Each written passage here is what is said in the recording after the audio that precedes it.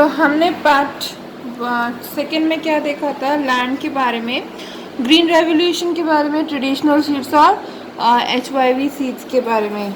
और ये बताया गया था कि 13 kg जितना एक ज़मीन दे रही थी ट्रेडिशनल सीड से, अब 32 kg HYV सीड से वो दे रही है पर हेक्टर। अब हम जो है केमिकल फर्टिलाइज़र्स और जो HYV सीड यूज़ कर रहे हैं, इन सब से ज़मीन में क्या फ़र्क पड़ता है वो उसके बारे में हम पढ़ेंगे। So will the land sustain? Land being a natural resource, land क्या है? एक नेचुरल रिसोर्स है। It is necessary to be careful in its use. Scientific reports indicate that the modern farming method have overused the natural resource base. तो land क्योंकि एक natural resource है तो इसके बहुत ज़्यादा नेसेसरी है कि हम केयरफुल रहे कि किस तरह से हम अपनी नेचुरल रिसोर्स को यूज़ कर रहे हैं। और इस वजह से साइंटिफिक जो रिपोर्ट्स हैं वो ये बता रहे हैं कि जो मॉडर्न फार्मिंग मेथड यानी कि HYVCs हम यूज़ कर रहे हैं, केमिकल फर्टिलाइजर्स यूज़ कर रहे हैं और वेरियस टाइप ऑफ केमिकल्स हम उसमें इस्तेमाल कर रहे हैं, तो उस वजह से क्या है, लैंड की जो फर्टिलिटी है, जो उसका नेचुरल रिसोर्स है, वो सब ज़्यादा ओवर यूज़ हो रहा है। In many areas green revolution is associated with the loss of soil fertility due to increased use of chemical fertilizer. Also, continuous use of groundwater for tubewell irrigation has led to the depletion of the water table. Environmental resources like soil fertility and groundwater are built up over years. Once destroyed, it is very difficult to restore them. We must take care of the environment to ensure future development of agriculture. So many areas जहाँ पर green revolutions use किए जा रहे हैं वहाँ पे, तो वो ग्रीन रेवोल्यूशन किस चीज़ से उसका कनेक्शन हो रहा है? लॉस ऑफ सॉइल फर्टिलिटी, यानी कि मिट्टी की फर्टिलिटी ख़त्म हो रही है। और increase use of chemical fertilisers, जो सॉइल फर्टिलिटी है वो किससे ख़त्म हो रही है? जो हम केमिकल फर्टिलाइज़र यूज़ कर रहे हैं। सॉइल फर्टिलिटी को कैसे समझ सकते हैं कि ज़मीन में जो बिना खाद के भी जो मिनरल्स पाए जाते हैं, जो हमारे खेत में काम होते हैं, जिसमें फसल बहुत अच्छे से उगती है, तो वो फर्टिलिटी ख़त्म हो रही है। इसके वजह से हमें केमिकल फर्टिलाइजर यानी कि खाद वगैरह हमें डालना पड़ता था। पहले ट्रेडिशनल खाद यूज़ करते थे जो कि काऊ डंग हुआ करता था, गोबर की खाद, लेकिन अब हम केमिकल यूज़ कर रहे हैं। तो इस वजह से सॉइल फर्टिलिटी ख़त्म हो रही है। और सेकेंडली ये कि HYVCs के साथ हमें इरिगेशन ज़्यादा यूज़ होता था। इरिगेशन यानी कि पानी सिंचाई। तो जो ग्राउंड वाटर है जो हम ट्यूबवेल्स के थ्रू यूज़ कर रहे हैं, तो उसकी वजह से ग्राउंड वाटर का जो लेवल है वो कम से कम होता जा रहा है। और जो इन्वायरमेंटल रिसोर्स है यानी कि जो प्रकृति हमको जो देती है, जैसे सॉइल फर्टिलिटी, ग्राउंड वाटर, ये बहुत साल लग जाते हैं इसको बनने में। और एक बार अगर ये ख़त्म हो जाए तो इसमें बहुत डिफ़िकल्ट हो जाता है ताकि हम उसको वापस ला सके। इस वजह से जो हमारे एनवायरनमेंट है उसके हमको केयर करने की ज़रूरत है ताकि फ्यूचर में जो डेवलपमेंट एग्रीकल्चर में हो सके, हम उसको जारी रख सके, ये नहीं कि वो ख़त्म हो जाए। Chemical fertilizers provide minerals which dissolve in water and are immediately available to plants. So जो chemical fertilizers हैं ये वो minerals होते हैं जो पानी में मिलके एकदम से प्लांट को देते हैं। जैसे हम ग्लूकोज पीते हैं तो एकदम से एनर्जी आती है, वैसे केमिकल फर्टिलाइज़र वो एकदम से फर्टिलिटी देते हैं प्लांट्स को उगने के लिए। और जो ट्रेडिशनल है वो टाइम लगाते हैं। But this may not be retained in the soil for long. तो लेकिन जो ये केमिकल फर्टिलाइज़र हम यूज़ करते हैं ये ज़मीन में, सॉइल में ज़्यादा समय तक नहीं रहता है। They may escape from the soil and pollute ground water, rivers and lake. Chemical fertilizers can also kill bacteria and other microorganisms in the soil. This means some time after their use, the soil will be less fertile than ever before. एक newspaper है या source बोल सकते हैं जिसमें अर्थ के बारे में जो साइंटिस्ट पता कर रहे हैं, उसमें ये है कि जो केमिकल फर्टिलाइज़र वो एकदम से तो एनर्जी देते हैं प्लांट्स को उगने के लिए, लेकिन ये क्या है, ज़मीन में, मिट्टी में ज़्यादा समय रहते नहीं हैं और ये पानी में चले जाते हैं, यानी कि अंडरग्राउंड वाटर को पल्यूट करते हैं, सॉइल को पल्यूट करते हैं। और केमिकल फर्टिलाइजर्स ऐसे बैक्टीरियाज और माइक्रो ऑर्गेनिजम्स को भी मार देते हैं जो मिट्टी में रहते हैं, जो मिट्टी के लिए अच्छे होते हैं, जैसे अर्थवर्म हो गया। और इसका मतलब ये है, जो हम समझते हैं वो ये कि जो सॉइल है वो, अगर हम केमिकल फर्टिलाइज़र यूज़ नहीं करते तो सॉइल की फर्टिलिटी खोती जाती है पहले से ज़्यादा। The consumption of chemical fertilizer in Punjab is highest in the country. The continuous use of chemical fertilizer has led to degradation of soil health. Punjab farmers are now forced to use more and more chemical fertilizer and other inputs to achieve the same production level. So जो consumption है chemical fertilizer का, वो India में सबसे ज़्यादा पंजाब में होता है। और यूज़ ऑफ केमिकल फर्टिलाइज़र अगर हम उसको बार बार करें तो मिट्टी की फर्टिलिटी, उसकी जो हेल्थ है वो डिग्रेड यानी ख़राब होने लगती है। इसलिए पंजाब फार्मर्स क्या है, उनको फोर्स हो रहे हैं ताकि वो ज़्यादा से ज़्यादा केमिकल फर्टिलाइज़र अपने खेत में यूज़ कर सकें, ताकि उनको वही प्रोडक्शन लेवल मिल सके जो एक HYV सीड प्रोड्यूस करता है। इसका मतलब क्या है, जो कॉस्ट ऑफ कल्टीवेशन है, यानी कि एक फसल उगाने का जो कॉस्ट आ रहा है वो क्या है, बढ़ता जा रहा है, बहुत तेज़ी से बढ़ रहा है। तो पहले क्या था, ट्रेडिशनल में हमको ज़्यादा पैसे की खर्च नहीं होती थी, फार्मर्स के पास वो चीज़ पहले अवेलेबल होती थी। लेकिन HYV सीड्स के साथ क्या हो रहा है अब कि उनको ज़्यादा से ज़्यादा पैसे लग रहे हैं ताकि वो केमिकल फर्टिलाइज़र, सीड और ट्यूबवेल्स ये सब यूज़ कर सकें। सो नेक्स्ट आता है, how is land distributed between the farmers of Palampur. ज़मीन कैसे बांटी गई है पालमपुर के farmers. You must have realized how important land is for farming. Unfortunately, not all the people engaged in agriculture have sufficient land for cultivation. In Palampur, about 1/3 of the 450 families are landless. That is 150 families, most of them Dalits, have no land for cultivation. So, हमें पता है कि farming के लिए ज़मीन की कितनी आवश्यकता है। इसलिए क्या है, अनफॉर्चुनेटली क्या है कि जो लोग हैं उनके पास एग्रीकल्चर के लिए ज़्यादा ज़मीन नहीं है। और पालमपुर में जो 450 फैमिलीज़ है उसमें से 150 फैमिलीज़ क्या है, दलित्स हैं जिनके पास कोई भी ज़मीन नहीं है खेती करने के लिए। Of the remaining families who own land, 250 families cultivate small.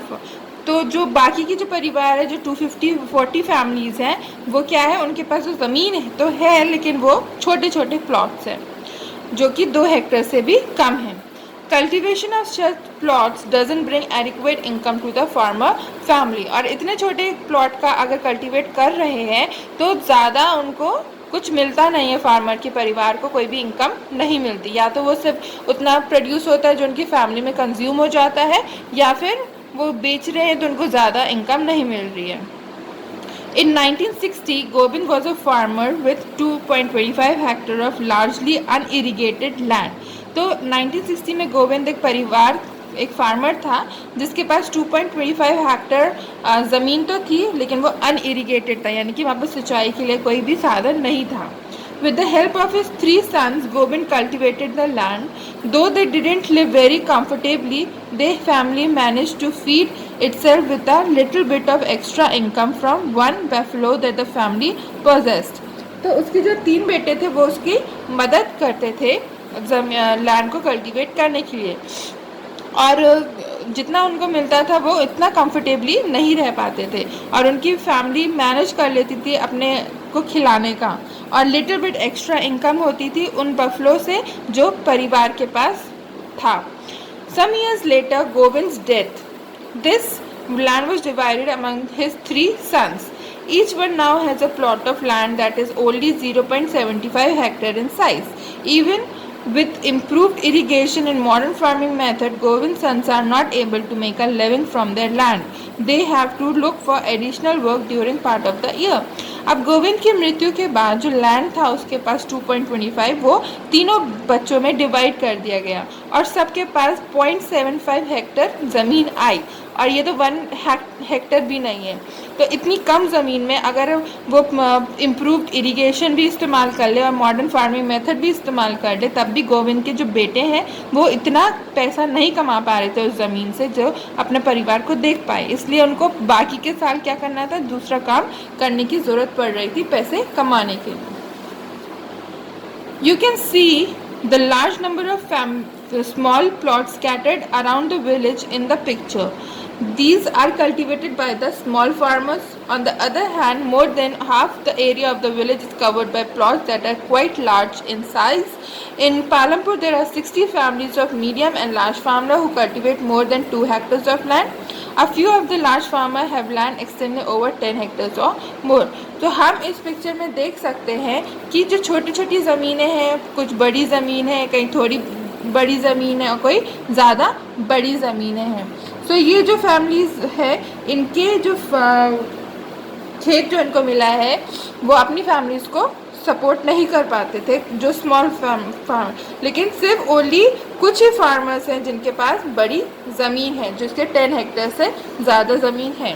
तो इसका मतलब क्या है, जो डिस्ट्रीब्यूशन ऑफ लैंड है वो इक्वल नहीं है फार्मर्स के बीच में। नाउ हम पढ़ेंगे who will provide the labour. Land हमारे पास है, लेकिन लैंड पे काम करने के लिए हमको लेबर की ज़रूरत है, यानी कि human capital. After land, labour is the next necessary factor for production. तो लैंड के पास लेबर सबसे इम्पॉर्टेंट फैक्टर ऑफ प्रोडक्शन आता है। Farming requires a great deal of hard work.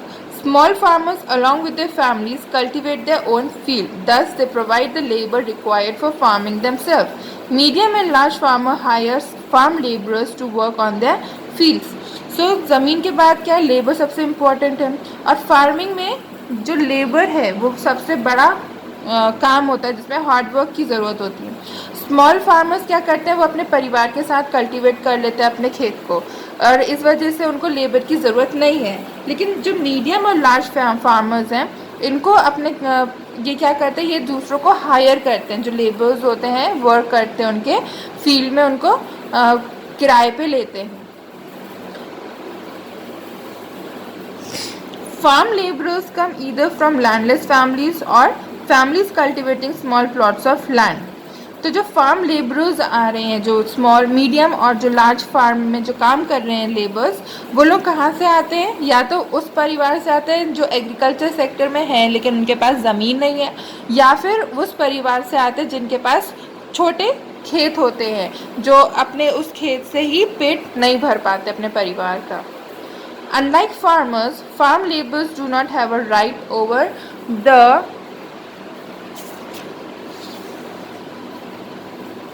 the crops grown on the land.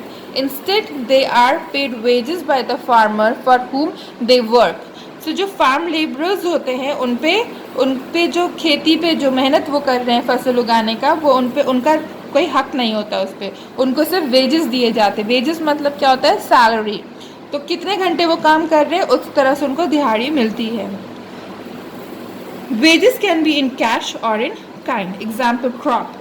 So wages, salary जो उनको मिल रही है, या तो वो उनको पैसों के रूप में मिल जाता है, या कुछ उनको सामान दे दिया जाता है, या खाने का जैसे आटा मिल गया, गेहूँ मिल गया, उस तरह का कोई अनाज मिल गया। सो sometimes laborers get meals also.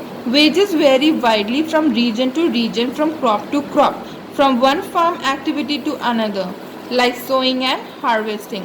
तो समटाइम्स जो लेबर्स हैं उनको खाना भी दिया जाता है। तो वेजेस जो है वाइडली वेरी करते हैं, रीजन से रीजन, मतलब जगह से जगह, क्रॉप से क्रॉप, उस तरह से उनको पैसे मिलते हैं। और जो भी उनकी एक्टिविटी होती है, जैसे सोइंग के अलग पैसे मिलते हैं, हार्वेस्टिंग के अलग पैसे मिलते हैं। There is also a wide variation in the duration of employment. A farm labourer might be employed on a daily basis or for one particular farm activity like harvesting or for the whole year. So जो duration है employment का, जो काम उनको करना है, वो भी डिपेंड करता है कि काम कैसा है। तो तो एक फार्म लेबर जो है वो एम्प्लॉय किया जा सकता है या तो डेली या रोज के अकॉर्डिंग, या फिर कोई भी एक फार्म एक्टिविटी जैसे हार्वेस्टिंग के लिए उसको कराए। तो जैसे एक हफ्ते में उसको हार्वेस्ट करना है तो एक हफ्ते के पैसे उसको दिन के हिसाब से मिलेंगे, या फिर पूरे साल भर जो खेत में काम होता है तो उसके हिसाब से उसको जॉब मिलती है। दाला is a landless farm laborer who works on daily wages in Palampur. This means he must regularly look for work. The minimum wages for a farm laborer set by the government is rupees 300 per day, but Dala gets only rupees 160. तो दाला एक आदमी है जो कि landless है, यानी कि उसके पास ज़मीन नहीं है, लेकिन वो फार्म लेबरर है, यानी कि दूसरों के खेत में जाके वो काम करता है। तो वो डेली वेजेस के अकॉर्डिंग वो पालमपुर में काम करता है। इसका मतलब क्या है कि उसको हमेशा काम की तलाश में रहना है ताकि वो अपने घर को चला सके। और जो गवर्नमेंट ने जो पैसे सेट किए हैं एक फार्म लेबर का है वो क्या है 300 रुपीज़ पर डे, पर उसको सिर्फ रुपीज़ 160 रुपीज़ पर डे मिलता है। There is heavy competition for work among the farm laborers in Palampur, so people agree to work for lower wages. Dala complains about his situation to Ramkali, who is another farm laborer. Both Dala and Ramkali are among the poorest people in the village. तो जो दाला है उसको 160 rupees मिलता है। क्यों? क्योंकि heavy competition है, यानी कि बहुत से फार्म लेबरर्स हैं जिनको काम की ज़रूरत है और काम उतना है नहीं है। इस वजह से वो क्या करते हैं, कम पैसों में ही डिसाइड करते हैं वो काम करने के लिए। तो दाला जो है वो अपनी सिचुएशन बता रहा है रामकली को। दोनों जो रामकली और दाला है क्या वो सबसे गरीब परिवार में से हैं पालमपुर के गांव में। तो इनकी क्या स्टोरी चल रही है, यहाँ पर ये कन्वर्सेशन बताया जा रहा है। दाला बोलता है, it is difficult to find work this days, only the large farmers hire us and that too for very limited number of days. तो वो बोलता है कि बहुत मुश्किल है काम ढूंढना आजकल, और सिर्फ जो बड़े फार्मर्स हैं वो हमको थोड़े समय के लिए ही काम पे लेते हैं। We have tractors for ploughing, harvesters for harvesting, threshers for threshing, even for removing weed. Some farmers spray weedicides. तो वो ये बोल रहा है कि पहले जो हम लोग काम करते थे, हम खेती जोड़ी करते थे और फसल काटते थे और थ्रेशर मतलब कि उस फसल को साफ़ करते थे, लेकिन अब क्या है कि ट्रैक्टर आ गए हैं खेत जोतने के लिए, हार्वेस्टर आ गए फसल काटने के लिए, और फसल को साफ़ करने के लिए थ्रेशर्स भी आ गए। और इवन जो वीड्स जो जंगली पौधे होते हैं उसके लिए भी वो क्या करते हैं, वो मेडिसिन डाल देते हैं ताकि वो जंगली पौधे ख़त्म हो सकें। तो रामकली क्या बोलती है, Ghanshyam the large farmer has just bought a harvester, so we are going to get even less work during the harvest season this year. Last year I worked for less than 5 months in the whole year. तो वो बताते हैं कि जो Ghanshyam large farmer है उसने एक harvester ख़रीदा है अभी। तो इसका मतलब क्या है कि अब खेत फसल काटने के लिए भी हमको कोई काम नहीं देगा क्योंकि वो मशीन काट देगी। तो इस साल क्या उसको चिंता सता रही है कि आप मेरे को इस साल कम काम मिलेगा, और पिछले साल भी उसको 5 महीने से कम काम मिला था पूरे साल भर में। फिर दाला क्या बोलता है, I owe the local money lender ₹2000, I had taken ₹1000 last summer when no work was available in the field. How will I ever pay, I hardly earn enough for 2 square meals. तो वो बताता है कि जो local money lender जो ब्याज में पैसे देते हैं उसको उसे 2000 रुपये देने हैं। उसने लास्ट ईयर जब कोई काम नहीं था तो उसने 1000 रुपये उससे ब्याज में लिए थे, लेकिन ब्याज बढ़ते बढ़ते अब क्या है 2000 है, और अब उसके पास काम भी नहीं है तो वो पैसे वापस नहीं कर पा रहा है। तो वो इसको क्या चिंता सता रही है कि मैं दिन के सिर्फ दो समय का खाना खा सकता हूँ, फिर भी मैं उस पैसे वापस नहीं कर पा रहा। तो रामकली बोलती है, this year I will have to look for work in the brick making unit at Raiganj. My situation is not much better due to the past debt the money lender refuse to give me any loan. तो वो बोलती है कि इस साल मैं ईंट बनाने की फैक्ट्री में काम देखूंगी जो कि रायगंज में, और उस बताती है वो कि मेरी सिचुएशन भी सही नहीं है।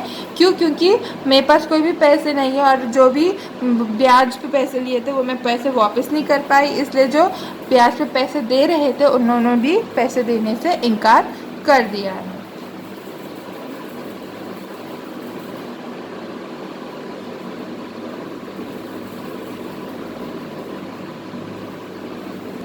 सो आज हम सिर्फ इतना ही पढ़ेंगे। नेक्स्ट पार्ट में हम इस लेसन को ख़त्म करेंगे और साथ ही मैं आपको एक एक्सरसाइज दूंगी करने के लिए, जो कि आप इस लेसन से देख के ढूंढ के आंसर्स कर सकते हैं।